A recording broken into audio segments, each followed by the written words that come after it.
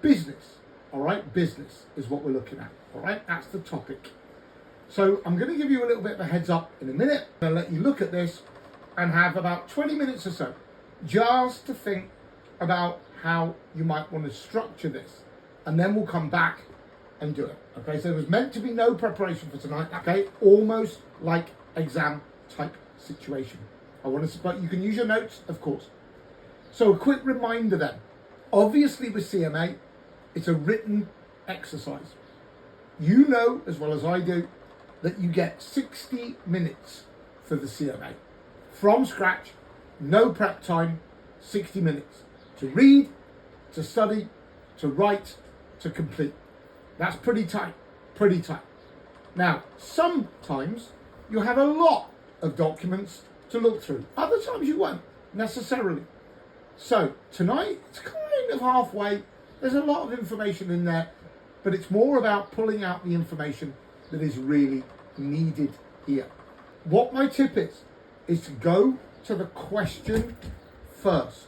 Always, I've said this to you all along, in all the stuff that we've done, look at your question. What are you specifically being asked to do? There is a trick in this one, in that you could go off tangent real easy. And I'll explain why in a minute when I show you the exercise.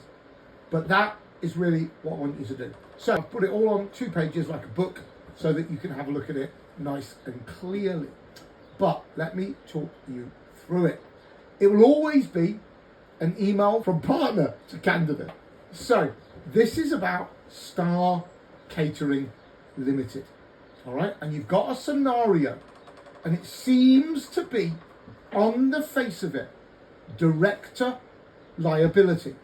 Okay, that's what it seems to be.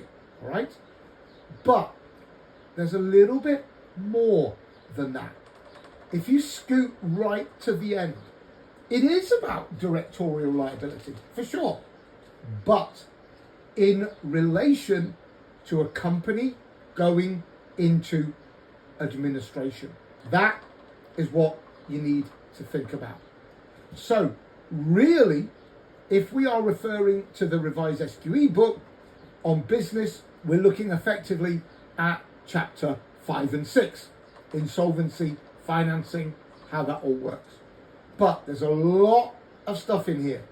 There's a minority shareholder, there is fixed and floating charges, there is directorial liability, there might be things like wrongful fraudulent trading. I'll leave that to you, all right? So there's quite a big fact pattern, and there's quite a bit of information on the actual company, who they are, and what the problem is. So what I'm going to do, I'm going to leave you for 20 minutes. Just have a look at it and get some thoughts down. What would you talk about? How would you answer this question? What would you do as your structure? Okay?